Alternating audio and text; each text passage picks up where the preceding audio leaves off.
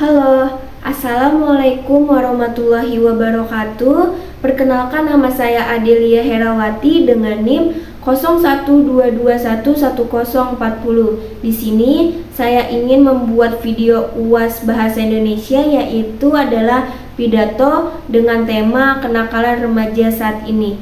Terima kasih, selamat menonton. Assalamualaikum warahmatullahi wabarakatuh. Om Swastiastu. Assalamualaikum warahmatullahi wabarakatuh. Om Swastiastu, Namo Buddhaya, Shalom, salam kebajikan.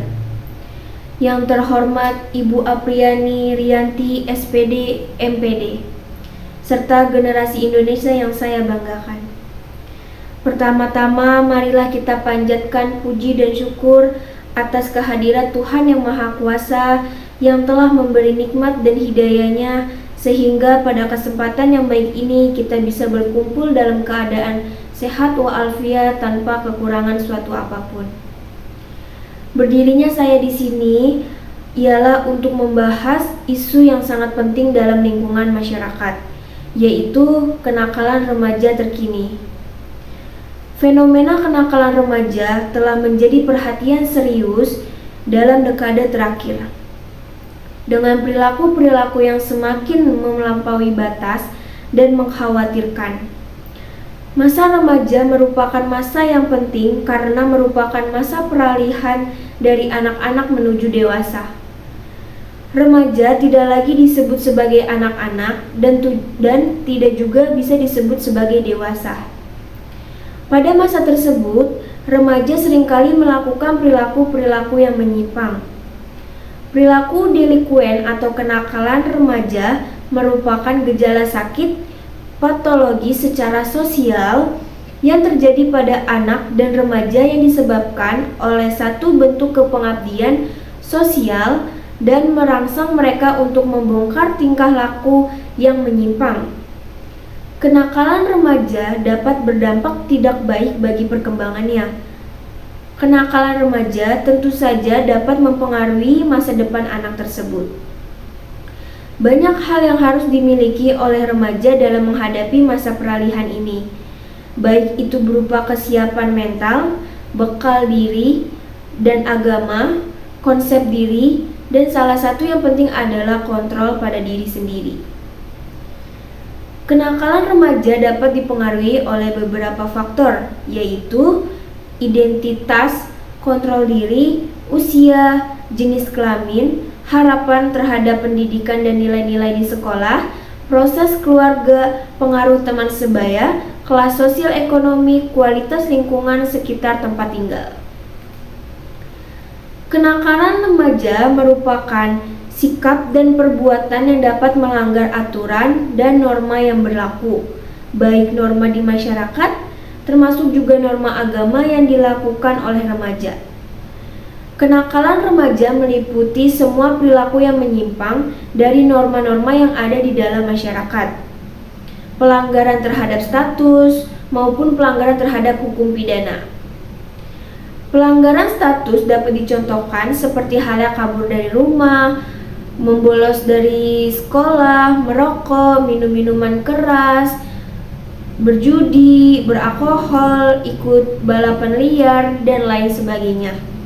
Sedangkan perilaku menyimpang terhadap norma antara lain yaitu adalah melakukan seks pranikah atau seks sebelum adanya ikatan pernikahan di kalangan remaja, melakukan tindakan aborsi, dan lain-lainnya. Nah, selanjutnya saya akan membahas tentang meningkatnya seks bebas di kalangan remaja. Seks bebas saat ini sangat marak terjadi di kalangan remaja, dan di Indonesia sendiri tingkat aborsi di kalangan remaja semakin tinggi. Sangat miris ya kawan-kawan. Perilaku seksual adalah segala tingkah laku yang didorong oleh hasrat seksual baik dari lawan jenis maupun sesama jenis.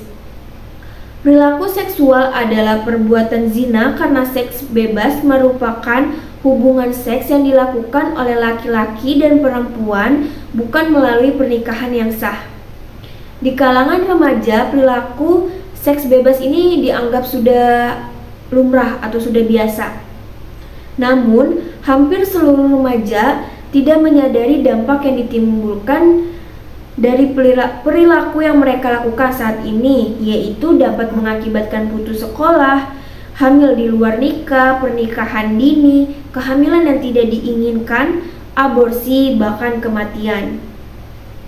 Menurut hasil survei Komisi Nasional Perlindungan Anak, bahwa kalangan SMP dan SMA telah menduduki angka seks bebas yang darurat, yaitu 97% dari kalangan remaja mengaku telah menonton video porno. 93,7% mengaku sudah tak perawan dan 21,26% sudah pernah melakukan aborsi. Nauzubillah. Semoga kita semua selalu menjaga harga diri kita. Teman-teman, dari data tersebut disebutkan bahwa 93,7% remaja pernah menonton film porno. Tahu tidak efek dari seseorang pernah menonton video porno? Pakar bedah saraf menyatakan bahwa pornografi menyebabkan seseorang kecanduan. Jika dilakukan terus-menerus, akan terjadi kerusakan pada otak bagian depan atau prefrontal cortex. Bagian otak ini memiliki fungsi sebagai pengatur emosi, mengorganisasi, dan merencanakan sesuatu. Hayo, bayangin nih, bila bagian otak tersebut rusak, orang itu akan menunjukkan sikap seperti malas, tidak punya gairah untuk beraktivitas, mudah marah dan tersinggung, sulit bersosialisasi, pikiran kacau karena selalu tertarik mencari materi tentang pornografi. Yang terakhir yaitu pelupa dan sulit berkonsentrasi. Wah, bayangin nih kalau misalnya kecil-kecil udah pelupa, udah susah berkonsentrasi. Gimana nanti kalau udah besar, udah nenek-nenek? Kalah dong sama engkong-engkong sama nenek-nenek yang masih ingat sama cucu dan anaknya. Nah, jauh-jauh ya dari pornografi kawan-kawan, karena inilah yang dapat mendorong seseorang melakukan aktivitas yang sama seperti yang ia tonton. Teman-teman, aku punya contoh kasus atau contoh cerita, yaitu dari pelaku seks bebas yang berinisial L, umur 19 tahun. Jadi dia bercerita seperti ini. Ya, awalnya kita hanya tahu cium-ciuman aja sih kak, tapi karena pacar saya dan saya sering menonton film porno, akhirnya kita tertarik ingin mencoba hal itu. Dia bilang sama saya, kamu cinta gak sama aku? Dan saya menjawab, iya, saya saat mencintai dia. Akhirnya dia minta bukti akan cinta saya terhadap dirinya dan dengan cara seks, dan saya pun mengiyakan karena saya juga ingin sekali mencobanya. Itu disampaikan oleh pelaku seks bebas berinisial L, 19 tahun. Jadi dapat disimpulkan yaitu faktor penyebab remaja melakukan hubungan seksual atau seks bebas di luar nikah, yaitu dengan pelaku saling suka, bukti cinta, dan rasa penasaran serta ingin tahu. Serta pasangan begitu sering mengajak seks, tempat yang dilakukan seks seperti rumah teman atau rumah sendiri, sawah, bahkan tempat gelap dan sepi. Kalian tahu gak ada lagu yang liriknya kayak gini? Makanya kalau sedang jatuh cinta, jangan suka main gelap-gelapan. Nenek bilang itu bahaya, berbahaya. Nah, jadinya bakal kayak gitu deh. Oke, selanjutnya dari aku ada beberapa cara dalam pencegahan seks bebas, yaitu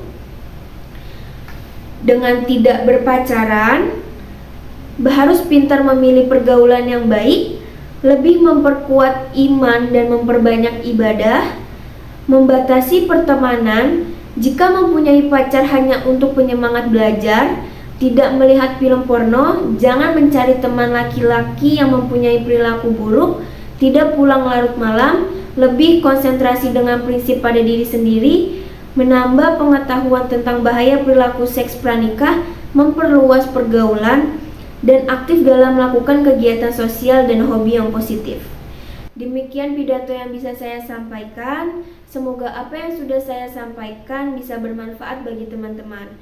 Ingat ya, kita adalah penerus bangsa, jadilah generasi muda yang berkualitas untuk memajukan negara kita, yaitu adalah tanah air Indonesia. Sekian, saya tutup dengan pantun. Burung dara cendrawasih, cari dulu di Papua. Cukup sekian dan terima kasih. Moga bermanfaat untuk semua. Terima kasih. Wassalamualaikum warahmatullahi wabarakatuh.